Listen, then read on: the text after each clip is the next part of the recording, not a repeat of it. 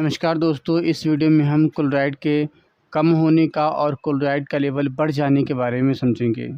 Chloride का level जब कम हो जाता है तो हम उसको हाइपोक्लोरेमिया बोलते हैं और क्लोराइड का लेवल जब नॉर्मल रेंज से बढ़ जाता है तब इसको हम हाइपरक्लोरेमिया के नाम से जानते हैं।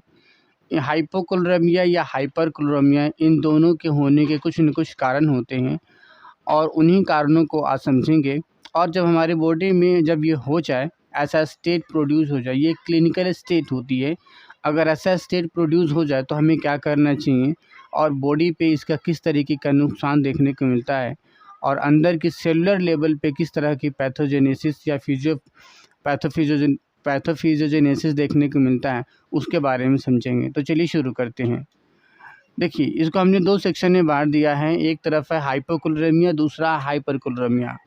हाइपोक्लोरेमिया 3 वर्ड से मिलकर बना है। एक है हाइपो, दूसरा है क्लोर और तीसरा है ईमिया। हाइपो का मतलब कम, क्लोर मीन्स क्लोराइड और ईमिया मतलब कि ब्लड, यानी ब्लड में क्लोराइड का लेवल कम हो जाना हाइपोक्लोरेमिया कहलाता है। क्लोराइड एक इलेक्ट्रोलाइट है और इलेक्ट्रोलाइट में एक अनायन है और निगेटिवली चार्ज है। ये सिंबल शो कर रहा है कि डाउन हो जाना, यानी नॉर्मल ब्लड का जितना लेवल है उससे कम हो जाना, ये हाइपोक्लोरेमिया कहलाता है। इसकी डेफिनेशन देखें तो lower than normal blood chloride level, ठीक है, यानी नॉर्मल जो ब्लड क्लोराइड लेवल है उससे कम हो जाना ही हाइपोक्लोरेमिया कहलाता है।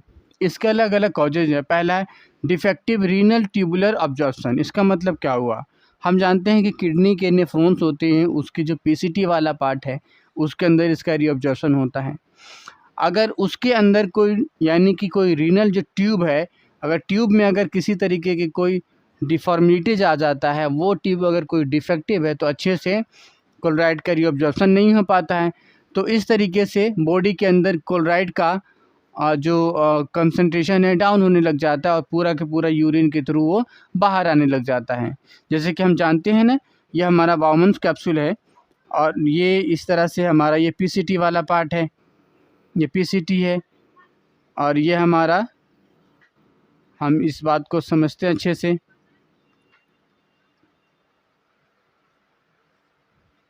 हम जानते हैं ये पीसीटी वाला पार्ट है, ये ट्यूबुलर वाले पार्ट में यहीं पे क्लोराइड का अब्जॉर्प्शन होता है ना।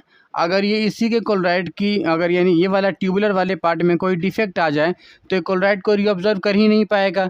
जब रीअब्जॉर्ब नहीं कर पाएगा तो क्या होगा, फिर बॉडी के अंदर जो क्लोराइड यानी ब्लड प्लाज्मा के अंदर क्लोराइड मिल ही नहीं पाएगा। अब नहीं मिल पाएगा तो सारा का सारा क्लोराइड यहाँ से बनेगा और पानी के साथ यानी यूरिन के साथ मिलके सीधा ये होते हुए चला जाएगा कलेक्टिंग डक्ट में और सीधा यूरिन बन के बाहर निकल जाएगा। तो यही होता है, यानी पहला जिसका मेन कॉज है वो डिफेक्टिव रीनल ट्यूबुलर अब्जॉर्प्शन है। दूसरा है वोमिटिंग।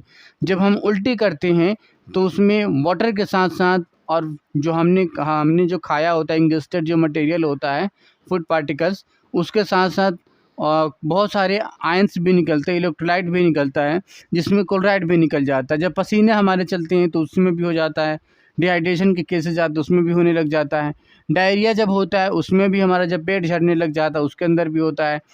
और मेटाबॉलिक एसिडोसिस जब होती है उसके भी अंदर भी क्लोराइड का लेवल कम हो जाता है। मेटाबॉलिक एसिडोसिस कहने का मतलब है पॉजिटिवली चार्ज का कंसंट्रेशन बढ़ जाना, इसका लेवल काफ़ी हाई हो जाता है तब पीएच लेवल बढ़ जाता है। उस केस में अगर ये हाई है तो क्लोराइड तो निगेटिवली चार्ज है, तो इसकी ये अपने आप ही डाउन हो जाता है ये, ठीक है। तो यह हमारा मेनली ये 3 इसके कॉज होते हैं। जब इस तरह से बॉडी में जब ऐसा कंडीशन आ जाए, इसमें से कोई कॉज हो और क्लोराइड का लेवल कम हो जाए तो किस तरह से इफेक्ट दिखता है। अगर ये पहला इफेक्ट ये दिखता है कि कैन कॉज, ये क्या कर सकता है, एसिडोसिस कर सकता है। यानी कि अगर निगेटिवली चार्ज कम हो जाएगा तो स्वाभाविक स्वरूप है वहाँ पे पॉजिटिव चार्ज बढ़ जाएगा। तो पॉजिटिव चार्ज बढ़ने का मतलब क्या, एसिडोसिस प्रोड्यूस हो जाएगा। तो पहला चीज़ उस रीजन पे जहाँ पे कम होगा ये, यानी कि ब्लड के प्लाज्मा का पीएच घट जाएगा और एसिडोसिस प्रोड्यूस करेगा। हैम्पर सेलुलर ट्रांसपोर्ट, और इस क्लोराइड का बहुत ज़्यादा रोल है इसके ट्रांसपोर्ट में, गैसेस के एक्सचेंज में। तो ये जो सेलुलर ट्रांसपोर्ट है, चाहे गैसेस का एक्सचेंज हो चाहे कोई और मटेरियल का, वो सेलुलर ट्रांसपोर्ट के ऊपर काफ़ी ज़्यादा इफेक्ट पड़ता है। नेक्स्ट है ब्लॉक आयनिक चैनल। बहुत सारे आयनिक चैनल होते हैं, मतलब आयंस के ट्रांसपोर्ट करने के लिए चैनल होते हैं। अंदर से अंदर, अंदर से बाहर लाने के लिए, तो वो चैनल डिस्टर्ब कर जाएगा, सेल को आयनिक चैनल, आयनिक कंट्रीब्यूशन नहीं मिल पाएगा, फाइनली ये सेल ये अंदर ही अंदर मर जाएगा ये। नेक्स्ट है डिस्टर्ब मेटाबॉलिक रेगुलेशन। और जो मेटाबॉलिक रेगुलेशन है, जो सेल को अपने ज़िंदा रहने के लिए खाना बनाने का अपना एक मैकेनिज्म है, तो वो मेटाबॉलिक रेगुलेशन डिस्टर्ब हो जाता है इसके कारण से, यानी क्लोराइड कम होने से। तो इस तरह से ये इफेक्ट देखने को मिलते हैं बेसिक। वहीं पे अगर हम हाइपर क्लोरेमिया की बात करें तो इसका मतलब है क्लोराइड का लेवल बढ़ा हुआ होना चाहिए नॉर्मल से, वही हाइपर मतलब ज़्यादा, और क्लोर मीन्स क्लोराइड, और एमिया यानी ब्लड के अंदर क्लोराइड का लेवल नॉर्मल से ऊपर होना ही हाइपर क्लोरेमिया कहलाता है। डिफिनीशन देखें तो higher than normal blood chloride level, यानी कि जो ब्लड में जितनी क्लोराइड चाहिए उससे ज़्यादा हो जाना ही हाइपर क्लोरेमिया कहलाता है। इसके कॉज पे ध्यान दें तो पहला है डिहाइड्रेशन। डिहाइड्रेशन कहने का मतलब है कि पानी हमारी बॉडी से कम हो जाना, यानी कि एक्सेसिव स्वेटिंग अगर होती है, यानी पसीने ज़्यादा निकलते हैं, तो उस केसेस में सॉल्ट भी काफ़ी ज़्यादा निकलता है, लेकिन सॉल्ट के कंपैरिजन में अगर देखा जाए तो वाटर ज़्यादा निकलता है। तो वाटर ज़्यादा निकल जाता है, सॉल्ट कम रहता है, तो उसके वजह से रिलेटिव जो बोलते हैं ना, रिलेटिव इंक्रीज़ करने वाली एक तो एब्सोल्यूट होता है और एक रिलेटिव होता है, यानी कंपैरेटिवली वाटर के कंपैरेटिवली में सॉल्ट कम निकल रहा है, और फाइनली ये हाइपर कंसंट्रेशन हो जाता है ये। ठीक है। नेक्स्ट है excessive intake of dietary salt. या आप ऐसा हम कुछ खाना खा रहे हैं जिसके अंदर सॉल्ट ज़्यादा है, या अपने खाने में नॉर्मल जो सॉल्ट है ज़्यादा लेते हैं, नमक ज़्यादा इस्तेमाल कर रहे हैं, या सॉल्टी चीज़ें ज़्यादा खाते हैं, तो उससे भी हमें उसमें ज़्यादा सॉल्ट मिलेगा और फाइनली क्लोराइड का वैल्यू बढ़ा देता है। नेक्स्ट है स्वेलिंग ऑफ सी वाटर।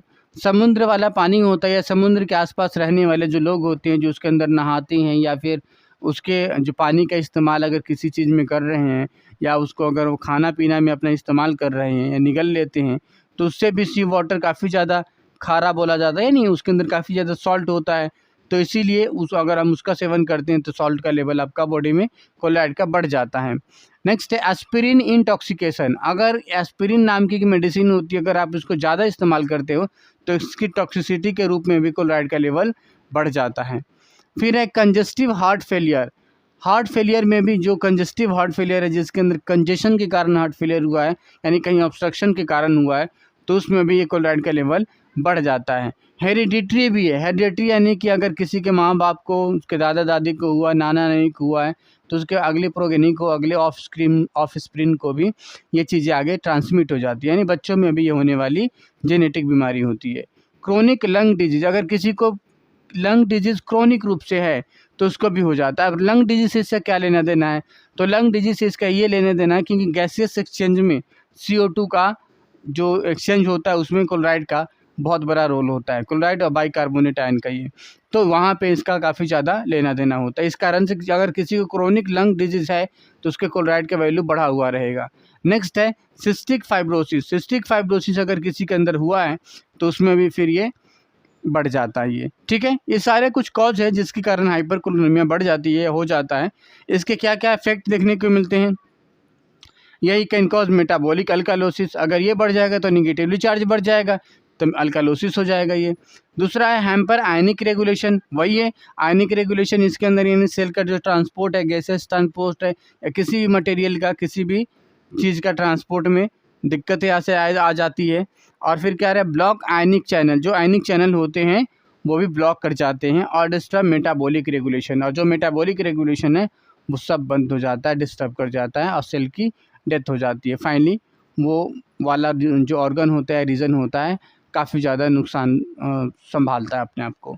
तो ये रहा हमारा हाइपोक्लोरेमिया और हाइपरक्लोरेमिया। आने वाले वीडियो में किसी और टॉपिक को लेके मिलते हैं आपसे, तब तक के लिए शुक्रिया।